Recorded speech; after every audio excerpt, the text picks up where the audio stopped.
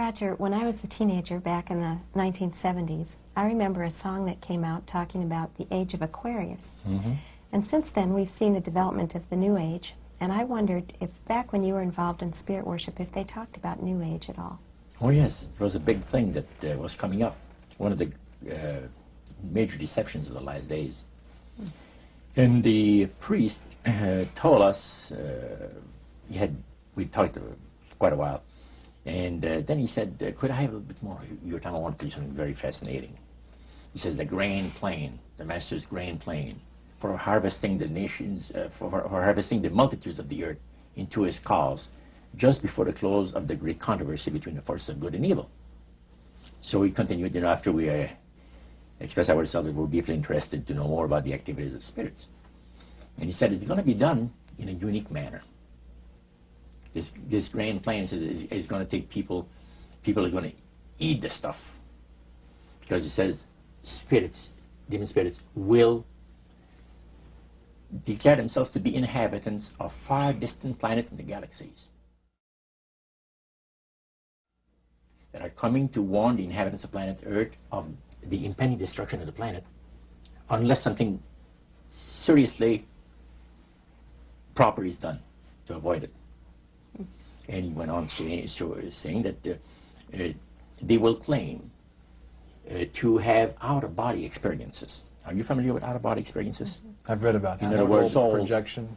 Yes, right. Goes into different parts of the world and sees things and come back and then they write all about it. I've heard of that. So, due to the fact that the millions of the earth, people, believe in people having an immortal soul, it has to be readily accepted when the spirits will, through a trance medium, converse with influential people of the land, you see.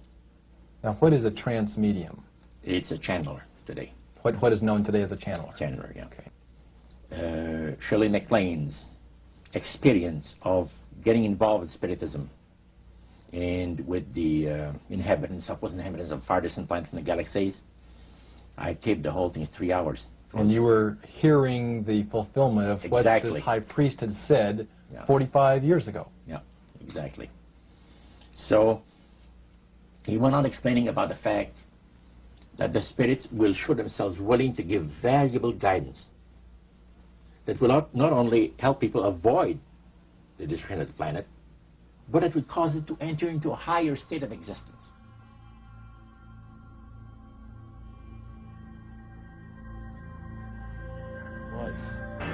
Dr. Pierre Guérin, an eminent scientist associated with the French National Council for Scientific Research, concludes that UFO behavior is more akin to magic than to physics as we know it, and that modern UFOnauts and the demons of past days are probably identical.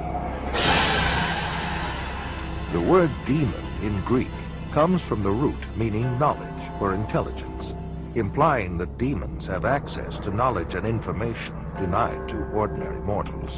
After what happened to me, the communion experiences, I decided that that might be a good idea to accept the idea of the devil just in case that's what I saw.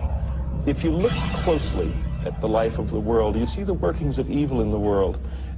There seems to be a sort of machinery behind it that is far beyond just the accident of human life.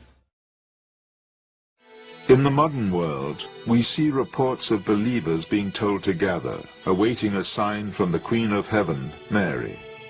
And when they gather, silver discs appear. The most famous of these incidents, according to ufologists, is Fatima.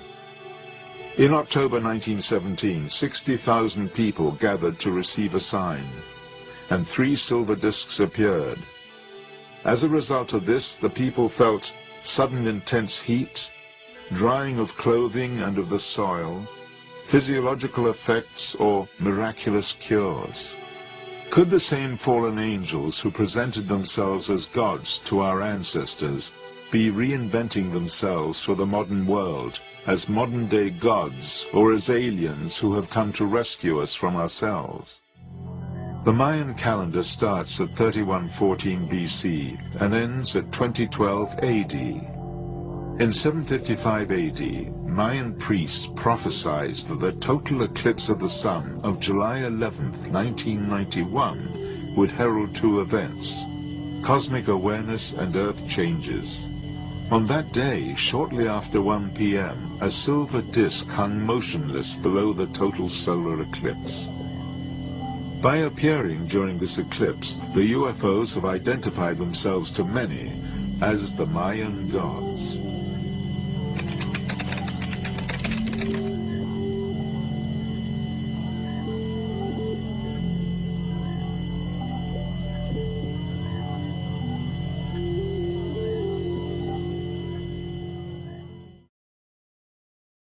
And once again, our search for clues in our quest for the alternative technology, supposedly responsible for the German UFOs which would appear later, led us back to Vienna, to the year 1917. 4 men and a woman met here in the Viennese cafe Schopenhauer. Their subject was the coming of the New Age. They spoke of secret revelations, the spear of destiny, the magical violet black stone. They discussed the possibility of making transmedial contact with the ancient Germanic and Babylonian deities, Ishtar, Ostara, and Isais, and of communicating with distant worlds, not only on this side, but also on the other. It is quite likely that this coffeehouse meeting witnessed the birth of the secret Thule Society, which in turn later spawned the German National Socialist Party, the SS, Black Sun, and the Friel Society, which in its turn gave a foundation to the occult activities of the Third Reich and the new comprehensive technology, and the beginning of German UFOs. What was the secret behind it all? The invincible source of power for them was the Black Sun, an infinite beam of light which, although invisible to the human eye, was nevertheless there and very real. Just as the bright daylight sun can illuminate the exterior, so the dark sun can light up the soul of man. It illuminates the divine light. To this very day, the occult philosophy of the Third Reich is veiled under a thick cloud of mystery and secrecy. Its leaders were drawn from the ranks of the Thule Society and the SS. In many ways, their ideas differed significantly from the accepted National Socialist Party line. Their emblem was the Black Sun. A secret philosophy thousands of years old provided the foundation on which the occult practitioners of the Third Reich would later build. The Black Sun symbol can be found in many Babylonian and Assyrian places of worship. Even the Phoenicians and the Carthaginians knew of the symbol and the beliefs that it represented. The Babylonian and Assyrian civilizations often depicted the Black Sun, the Godhead's inner light, in the form of a cross. Assyrian kings wore an insignia which in no way differed from the one more commonly known as the German Knight's Cross. We have no way of knowing just what exactly was going on in the minds of the occultists of the Third Reich, and to what mysterious ends their ideas would lead them.